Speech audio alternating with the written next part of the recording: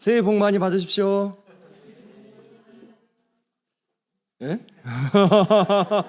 서로 좌우에 앉아 계신 성도님들 바라보면서 환하게 웃으시면서 다시 한번 하겠습니다. 새해 복 많이 받으십시오. 네.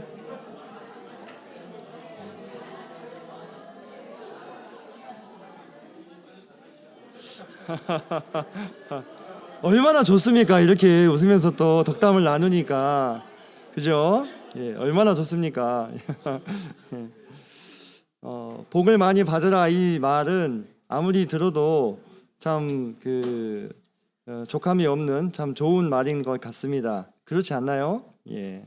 물론 우리 성도님들께 복이 무엇이냐 이것은 나름대로 조금씩 차이가 있으실 것입니다만 그것이 무엇이든 간에 그 복을 많이 받아 누리시는 2024년 한 해가 되시기를 주님의 이름으로 축원을 드립니다. 오늘 이제 2024년 되고 나서 이제 처음 이제 강단 말씀인데요. 새롭게 하소서라는 제목을 가지고 함께 주님이 주시는 말씀을 상고해 봤으면 좋겠습니다.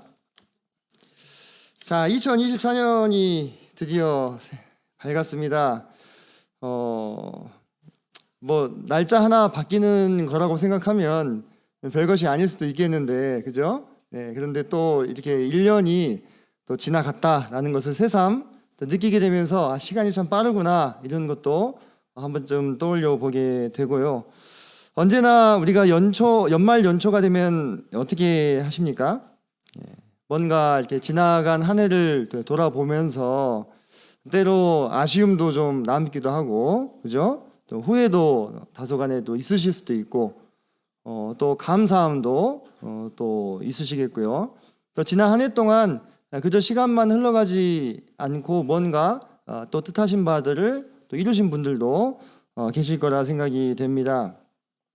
그런데 보통은 이제 후회와 아쉬움이 많죠, 그죠? 예, 내가 시간을 조금 더 잘 사용할 걸 그런 생각들을 많이 하시게 되는데 이렇게 2023년 끝이 왔던 것처럼 우리가 새롭게 맞이한 2024년도 반드시 뭐가 옵니까? 12월 31일이 또 오고야 말 거잖아요, 그죠? 시간이 계속 흘러가다 보면 지금은 오늘 1월 3일이지만 또 언젠가 살다 보면 12월 30일이 또 올 거란 말이에요. 그래서 우리가 2023년도의 끝자락에 혹시 느끼셨을지도 모르는 어떤 후회와 아쉬움의 감정들을 앞으로 이제 다가올 2024년도의 끝에 다시 느끼지 않으려면 우리에게 허락되는 하루하루를 소중하게 최선을 다해서 살아가야 되지 않겠느냐 이런 생각들을 또 한편으로 또 해보게 됩니다. 아마 다들 그런 생각들로 연초 시간들을 보내셨을 거라 생각이 되고 작심삼일이라 할지라도 그죠? 작심삼일을 100번 반복하면 1년이 가는 거잖아요, 그죠? 예, 그렇게 또 생각을 해볼 수도 있겠는데요. 그래서 우리는 매년 우리가 맞이하는 새해이지만 이러한 어떤 계기가 참 중요한 것 같습니다. 그죠? 그래서 12월 31일에서 1월 1일이 되는 것은 그냥 불과 하루가 지나가는 것이지만 이렇게 연을 나눠 놨기 때문에 우리가 다시 한번 한 해를 돌아보고 또 마음을 새롭게 하는 그런 계기가 된다고 생각합니다. 우리는 언제든지 새롭게 하는 것이 참 중요한 것 같습니다. 물은 고이면 어떻게 됩니까? 썩게 마련이죠, 그죠? 썩게 마련인 것입니다. 그래서 과거는 과거에 묻어두고 새롭게 우리에게 다가온 날들을 맞이해야 할 것입니다. 그래서 새 포도주는 새 부대에 담아라 이런 얘기가 나오잖아요, 그죠? 성경에도, 그죠? 그래서 성경에도요 이렇게 새롭게 하시는 모습들이 많이 나오곤 합니다. 자주 등장하는데 크게 이렇게 제가 한번 묶어봤어요. 어떨 때 새롭게 하는 모습들이 나왔느냐? 회개하고 복음을 믿을 때 새롭게 된다라는 표현이 나왔고요. 새로운 사역이나 또는 직분이나 또는 새로운 환경을 허락하실 때에 새롭게 되는 것을 볼 수가 있습니다. 또는 치명적인 범죄나 또는 영적인 침체 이후에 새롭게 하시는 모습을 우리가 볼 수가 있고요. 또 네 번째로 커다란 승리 이후에도 우리가 새롭게 하는 것을 관찰을 할 수가 있습니다. 그리고 마지막으로 만물의 마지막 때에 우리 주님께서 새롭게 하시는 모습을 볼 수가 있습니다. 크게 5가지를 제가 한번 이 주제를 잡아봤는데요. 각각 한 가지씩 살펴보면서 우리도 이 한 해를 새롭게 맞이하면서 우리 마음을 새롭게 하소서, 주님 앞에 이러한 소원을 가지고 말씀을 들으시면 좋겠습니다. 자, 첫 번째로 회개하고 복음을 믿는 그 장면에서 우리는 주님의 새롭게 하심을 많이 관찰할 수가 있습니다. 잘 아시는 말씀인데 고린도후서 5장 17절에 보면 거듭난 사람들을 뭐라고 얘기합니까? 새로운 피조물이다 이렇게 얘기했습니다. 그런즉 누구든지 그리스도 안에 있으면 새로운 피조물이라. 이전 것은 지나갔으니 보라 새 것이 되었도다. 이전 것은 뭘까요? 첫 창조에 속하는 것을 말하는 것입니다. 첫 창조, 에덴 동산에서 하나님께서 7일 동안에 창조하셨던 그 모든 피조물, 옛 피조물과 옛 질서에 속하지 아니한 새로운 피조물로 우리가 거듭나게 되었다는 것입니다. 언제요? 그리스도 예수 안으로 들어오게 되었을 때. 성도님들은 다 그리스도 예수 안으로 들어오셨습니까? 예. 그러면 성도님들은 지금 어떤 상태이십니까? 네, 새로운 피조물이라 하는 것입니다. 내가 내 자신을 이렇게 가만히 이렇게 지켜봤을 때 참 찔리는 게 많이 있으실지라도 우리는 이 말씀을 있는 그대로 믿어야 합니다. 물론 우리의 육신은 어때요? 이 육신은 첫 창조에 속한 겁니다. 아버지와 어머니를 통해서 이 땅에 난 거잖아요. 그죠? 하지만 우리 안에 있는 이 영은 어떻게 됐습니까? 새롭게 된 것입니다. 그리고 이 새로운 영에 걸맞는 새로운 몸을 앞으로 주시겠다. 네, 그렇게 말씀을 하셨죠. 새로운 피조물로 우리가 변화되었기 때문에 그런 것입니다.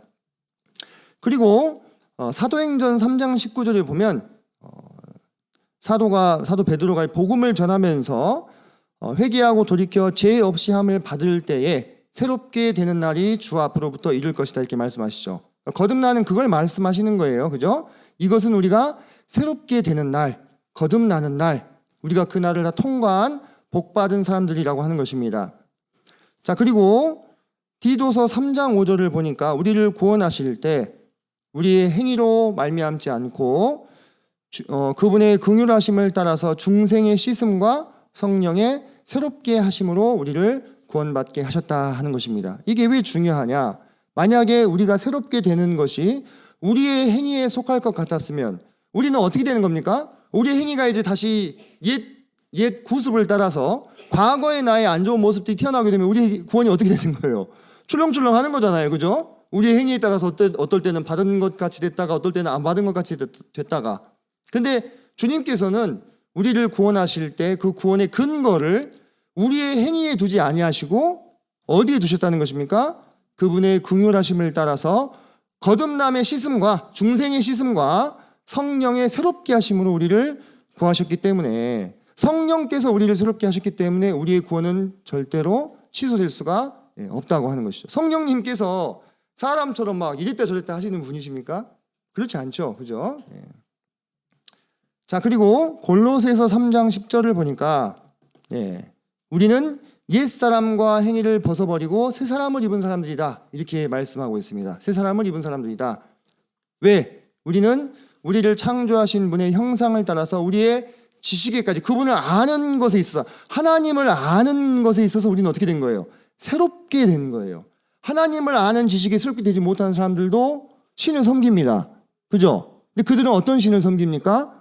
우상을 섬기잖아요. 거짓 신을 섬기고. 왜? 지식에까지 새롭게 하심을 입지 못했기 때문에. 그런데 우리는 이제 지식에까지 새롭게 하심을 받았기 때문에 참된 신이 누구신지 창조주가 누구신지를 알아볼 수 있게 된 사람들이라 이 말이에요.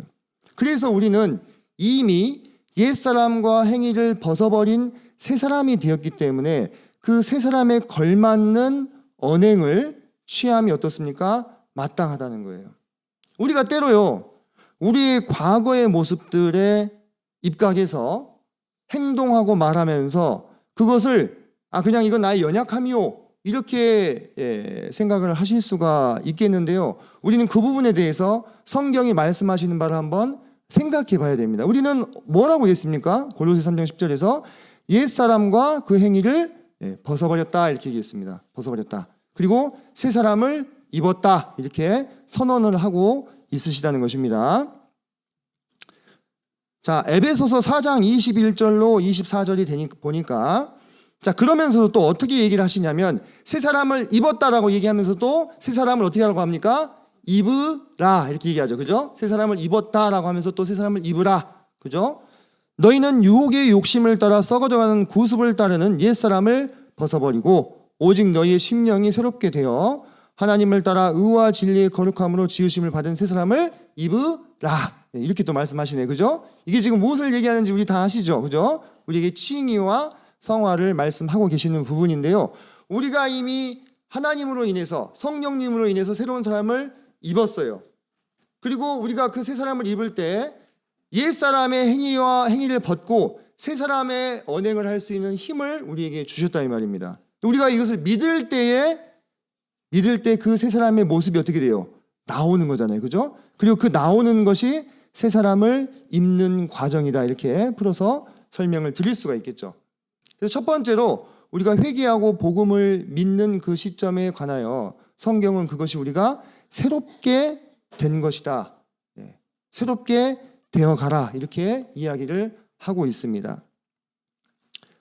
두 번째, 자, 새로운 사역 또는 새로운 직분 또는 새 환경을 허락하실 때 하나님께서는 우리를 또 새롭게 하시는데요.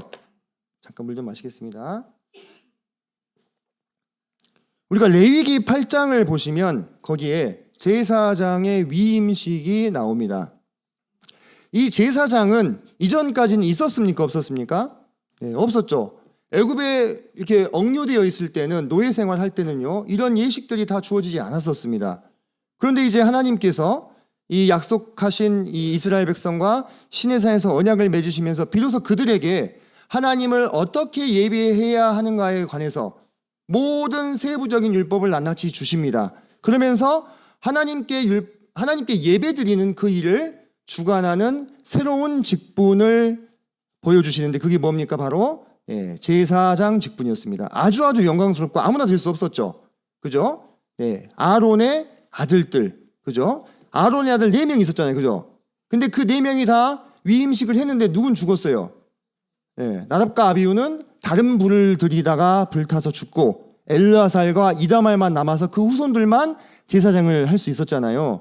그래서 이 8장을 지금 낱낱이 살펴보기에는 시간이 부족하고 그것이 메인 테마가 아니기 때문에 제가 넘어가겠습니다만은 8장을 우리가 펴서 관찰을 해보시면요, 그 새로운 사역으로 제사장들을 세우실 때 그들을 정결하게 하시기 위해서 씻기고 준비된 예복을 입히고 또 기름을 바르고 또 피를 뿌리고 또 제물들을 불사르고 또 그 안에서 일주일 동안 머물게끔 하나님께서 하시는 그러한 많은 과정들이 레위기 8장에 보면 나와요. 이 모든 것이 뭡니까? 하나님을 섬기기 위한 일을 위해서 준비되는 과정입니다. 잠깐 몇 군데만 한번 찾아볼까요? 레위기 8장 한번 가보겠습니다. 제 성경으로 구약성경 155페이지입니다.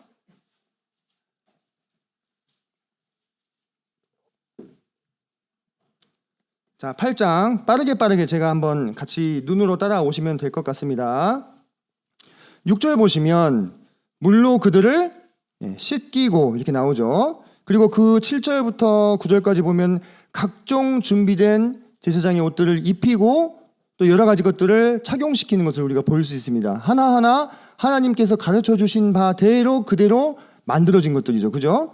그리고 10절 보니까 모세가 관유를 가져다가 성막과 그 안에 있는 모든 것에 바르고, 그죠? 11절 보니까 제단에 7번 뿌리고, 또 12절 보니까 아론의 머리에 붓고, 그죠?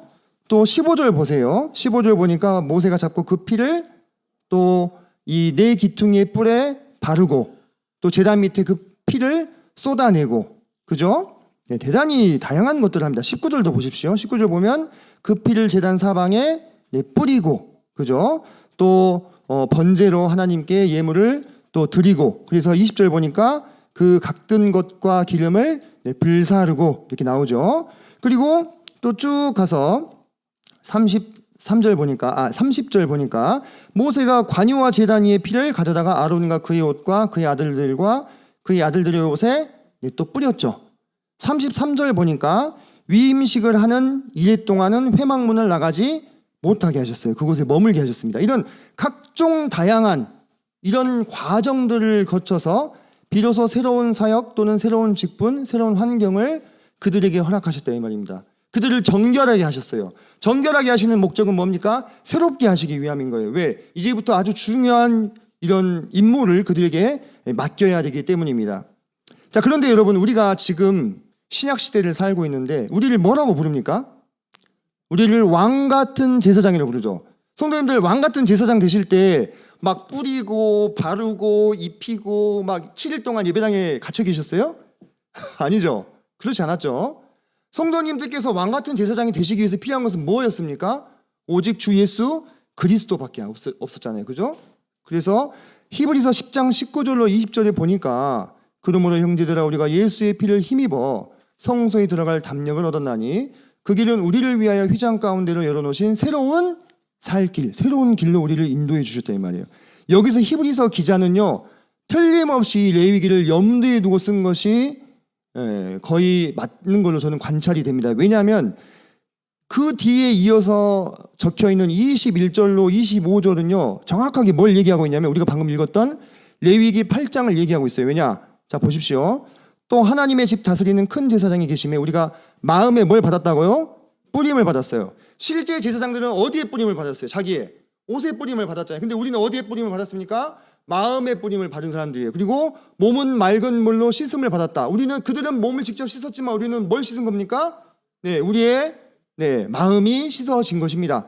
그래서 우리가 지금 이 자리에서 모여서 함께 주님께 예배드리는 예배자로 왕 같은 제사장으로 부르심을 받을 때 우리는 앞선 구약의 선진들처럼 이런 각종 다양한 절차들을 거치지 않았습니다만 이제 온전한 제사를 드리신 예수 그리스도의 능력으로 말미암아 그분의 보혈로 말미암아 우리는 넉넉히 이 자리에서 하나님 앞에 예배자로 세움을 입은 자들이 되었다는 거예요.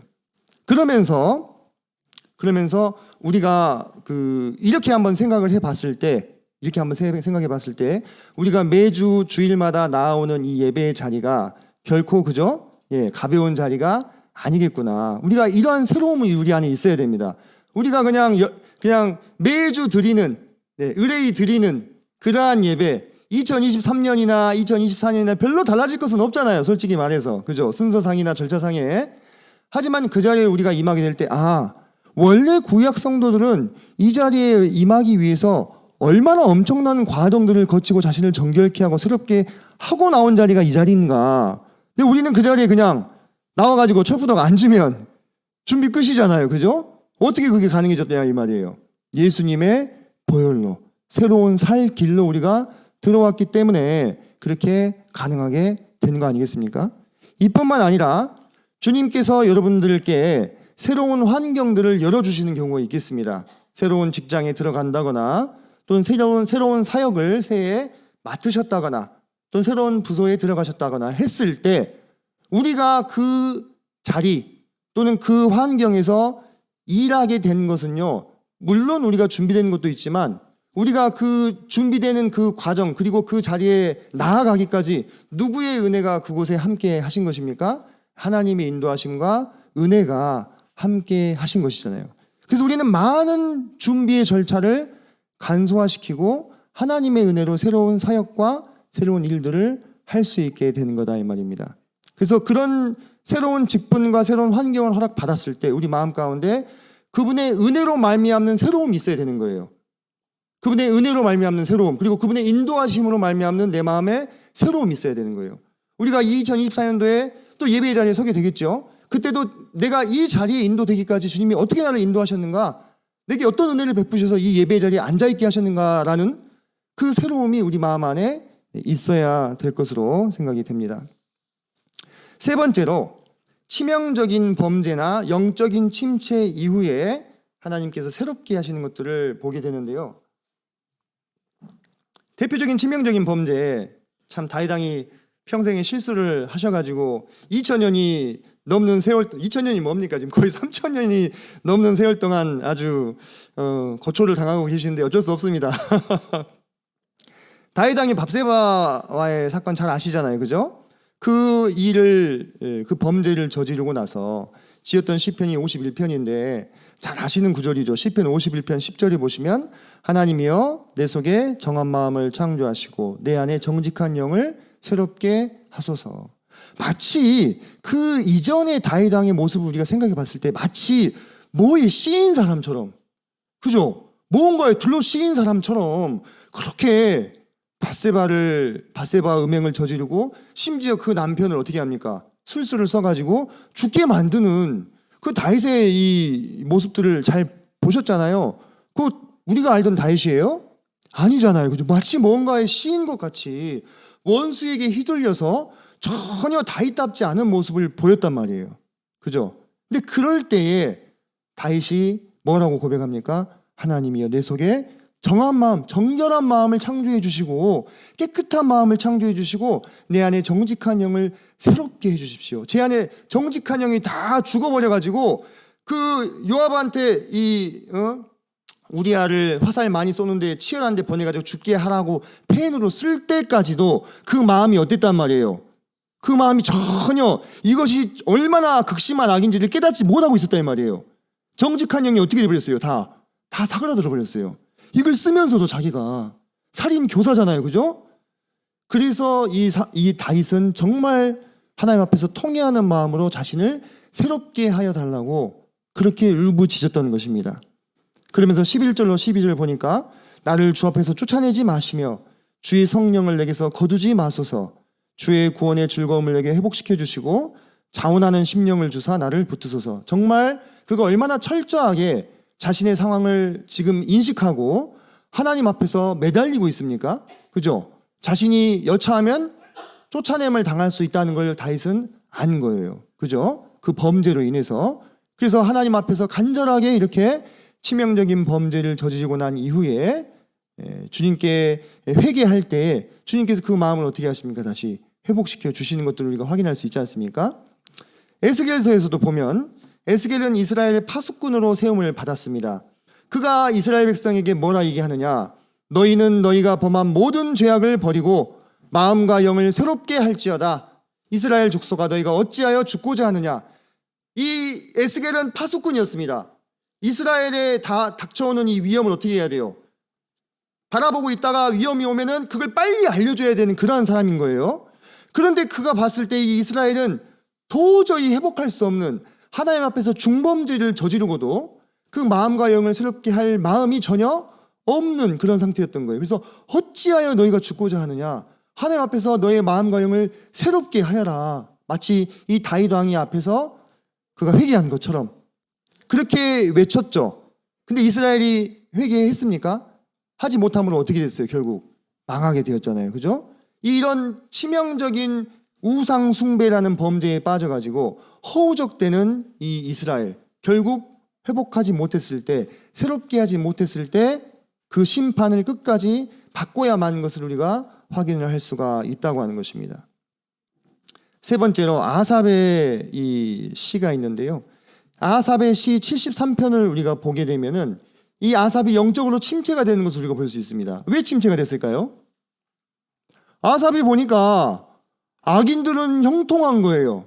잘 살고 죽을 때도 고통이 없고 나는 맨날 내 마음을 돌아보면서 하나님 앞에서 경건하고 정직하게 살려고 애를 쓰는데 그날 내 삶을 돌아보고 하나님 앞에서 율법을 준행하기 위해 애쓰는데 나는 고통스러운 삶을 사는데 저 악인들은 너무 잘 사는 거예요.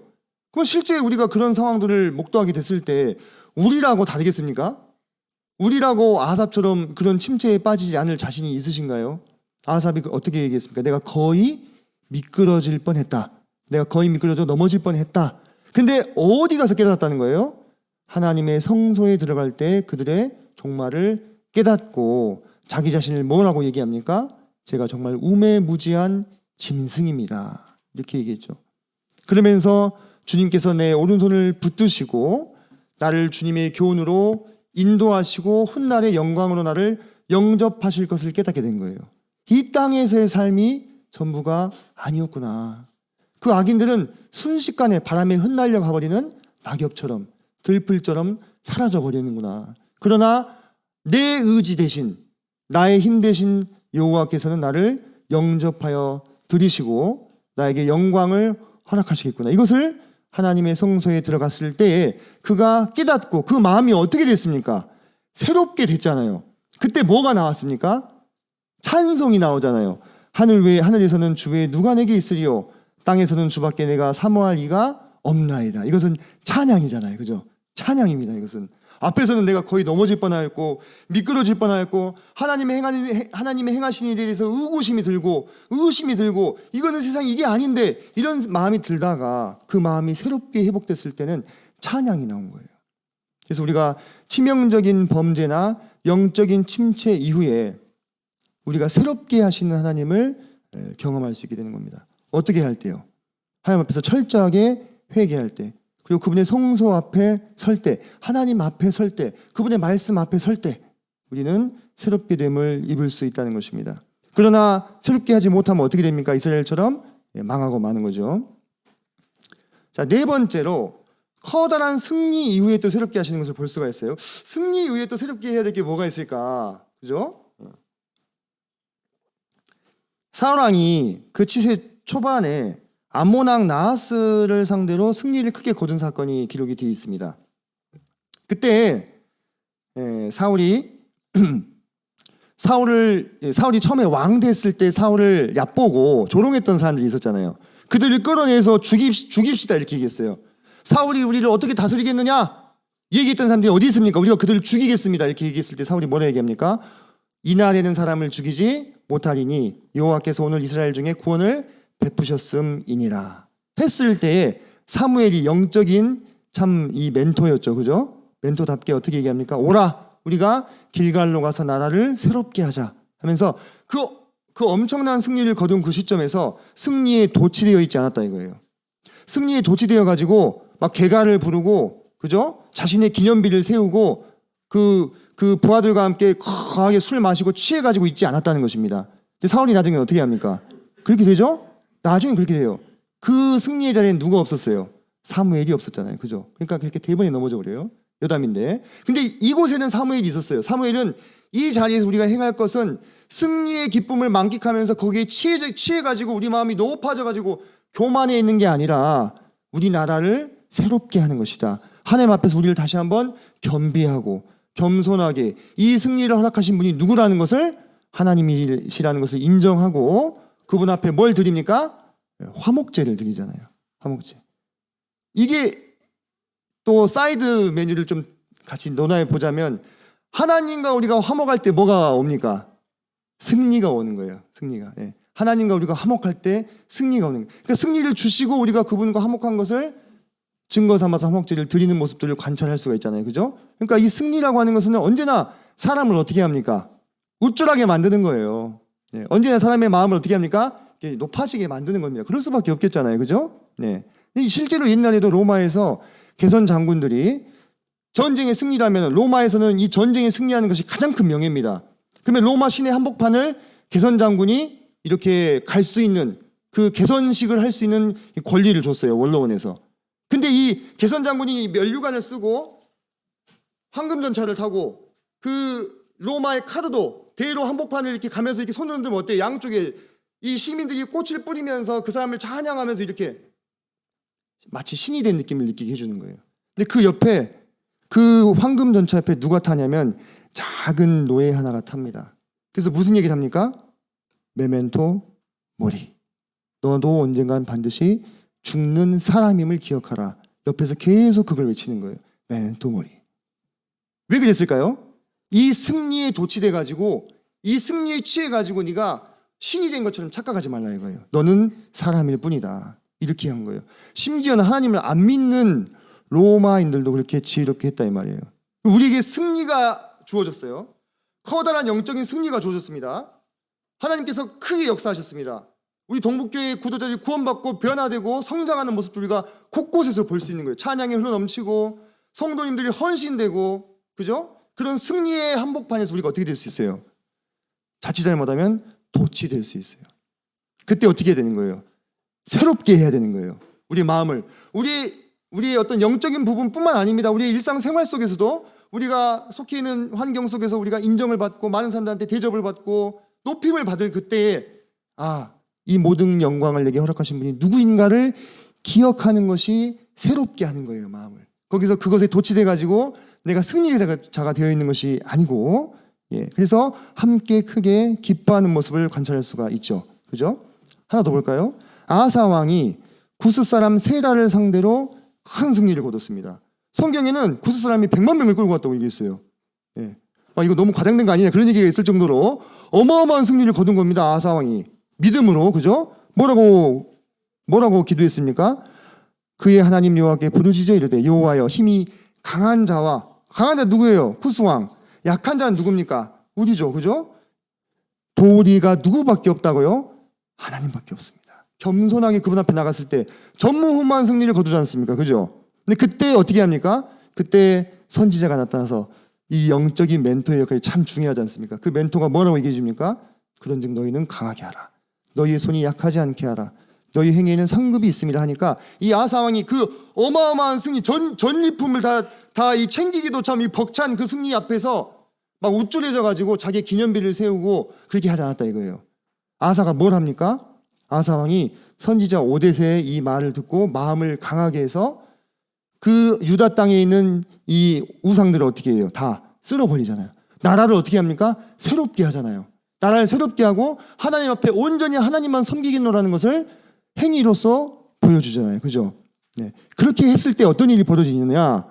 그렇게 했을 때 저희 중에 머물러 사는 자들이 이스라엘 사람들 중에서 하나님을 경외하는 자들이 누구에게로 많이 돌아옵니까? 아사 왕에게로 많이 돌아오는. 승리가 어떻게 됩니까? 계속 이어지죠. 그죠? 하나님이 승리를 주셨을 때 그 앞에서 새롭게 내 마음을 겸비했을 때 그 승리의 여운이요 계속 이어지는 거예요. 왜? 하나님께서 아시거든. 얘한테 승리를 줘도 괜찮겠구나. 승리를 계속 주면 어떻게 돼? 사람이 교만해져 버려. 그러면 하나님이 그 사람을 보고 어떻게 해요? 이 사람한테 승리를 계속 경험케 해서는 안 되겠구나. 이 사람한테 승리가 뭐예요? 독인 거예요. 그러니까 못 주죠. 근데 아사 왕은 그 승리 앞에서 오히려 겸비하고 그 선지자의 말을 듣고 그 나라의 우상들을 없애게 될 때 주변에 있는 많은 이스라엘 사람들이 아사에게로 돌아오는, 함께 모이는, 하나님을 경외하는 자들이 함께 모이는 그러한 승리의 연속을 맛보게 해 주셨다 이 말입니다.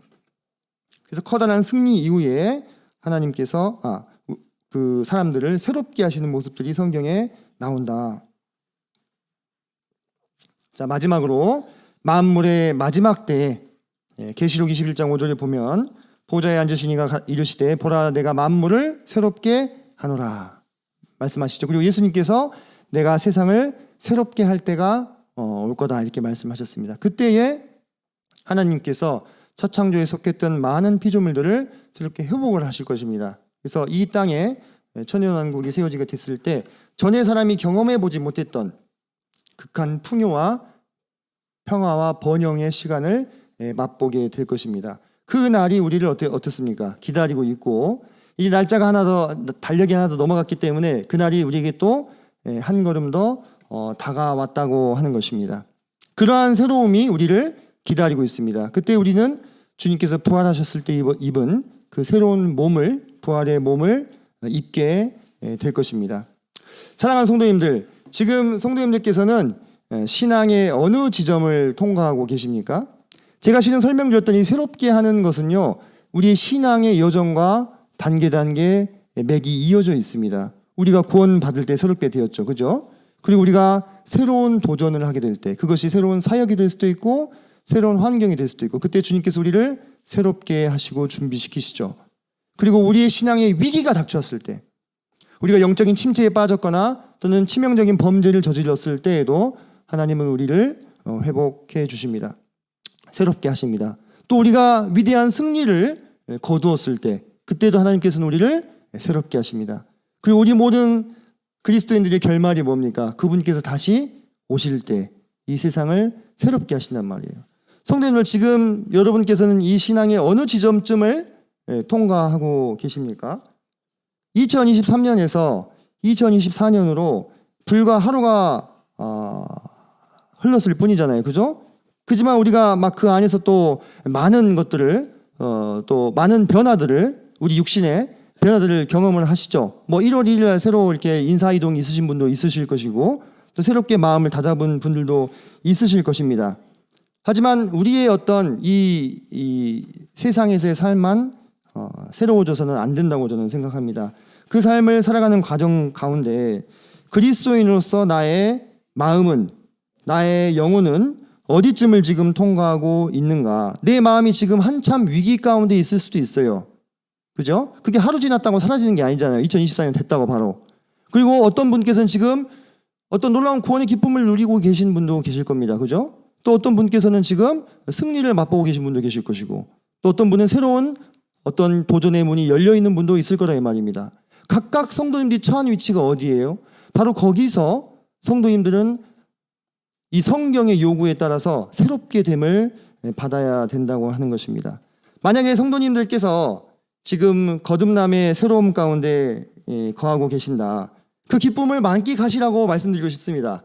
그 새로움의 기쁨을 그 성령께서 성도님의 마음 가운데 불어오게 하는 그 새로운 청량한 그 바람을 마음껏 누리시고 기뻐하시면서 새롭게 되시기를 바랍니다. 혹시 지금 성도님들께서 새로운 사역이나 또는 새로운 직분이나 또는 변화된 새로운 환경과 일을 앞두고 계시는 그러한 지점입니까? 그렇다면 아론과 그 아들들이 새 일을 위해서 얼마나 철저하게 정결해지고 준비되었는지를 한번 상기해 보시면 좋겠습니다. 그들이 거룩하신 하나님을 섬기기 위해서 스스로 얼마나 겸비하고 성결을 추구했는지, 그리고 오늘날에는 그 어미함이 얼마나 우리 주님으로 인해서 좀 간략하게 되었는지, 그리고 주님께서 우리를 어떻게 이 일로 인도하셨는지 그 은혜를 마음 가운데 생각하시면서 마음을 새롭게 하시면 좋겠습니다. 혹시 지금 치명적인 죄와 싸우고 계신 성도님이 계십니까? 내가 지금 신앙의 위기다. 그 위기의 원인이 무엇인지는 다 밝힐 수 없지만 내가 정말 신앙의 위기를 지금 위기의 그 어둠의 골짜기를 통과하고 있다. 그때 혹은 내게 아주 치명적인 죄가 버려지지 못하는 죄가 있다. 그 죄를 주님 앞에서 토하고 새롭게 해주시기를 구하시면 좋겠습니다. 내 속에 정결한 마음을 다시 회복시켜 주시고 창조하여 주시기를 구하면 좋겠습니다. 주님의 구원의 즐거움을 회복시켜 주시고 주님을 바라보시기를 간절히 바랍니다. 아삽이 주님의 성전에 들어갔을 때 어떻게 됐어요? 그 마음이 회복되어서 의심이 찬양으로 바뀌었잖아요. 불평, 불만이 찬양으로 바뀌었지 않습니까? 혹시 지금 믿음의 커다란 승리를 거두고 계시는 분이 있다면 이 모든 것을 허락하여 주신 주님을 기억하시면서 그분께 영광을 돌리고 이 승리가 어디로부터 왔는지를 기억하시는 새로움이 있으셨으면 좋겠습니다. 승리에 도취되어서 대적에게 틈을 내어주지 않았으면 좋겠습니다. 혹시 성도님들께서 지금 제가 방금 말씀드린 내용에 아무것도 해당되는 것이 없으신가요? 그렇다면 장차 만물을 새롭게 하실 하나님을 고대하고 그분을 소망하면서 마음을 새롭게 하시는 한 해가 됐으면 좋겠습니다. 반복되는 일상과 신앙생활에 매몰되어서 신앙의 권태기에 빠지지 않았으면 좋겠습니다. 왜? 우리에겐 결말이 기다리고 있잖아요. 보라 내가 만물을 새롭게 하노라 하실 그때가 우리를 찾아올 거라 이 말이에요. 그래서 하나님의 나라가 다가옴을 상기하시면서 나의 잠자는 심령을 일깨우셨으면 좋겠습니다. 마음을 새롭게 해서 다가올 하나님의 나라를 위하여 일어나셨으면 좋겠습니다.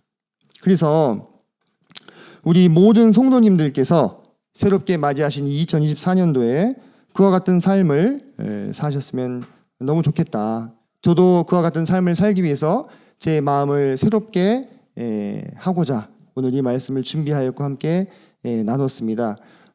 시편 51편 10절 말씀인데요. 성도님들 함께 한 목소리로 읽고 기도하고 마치도록 하겠습니다. 시작. 하나님이여 내 속에 정한 마음을 창조하시고 내 안에 정직한 영을 새롭게 하소서. 시편 51편 10절 말씀. 아멘. 함께 기도하겠습니다. 아버지 하나님, 시간은 계속 흘러 이제 2024년이 되었습니다. 새로운 한 해를 맞이하면서 우리 마음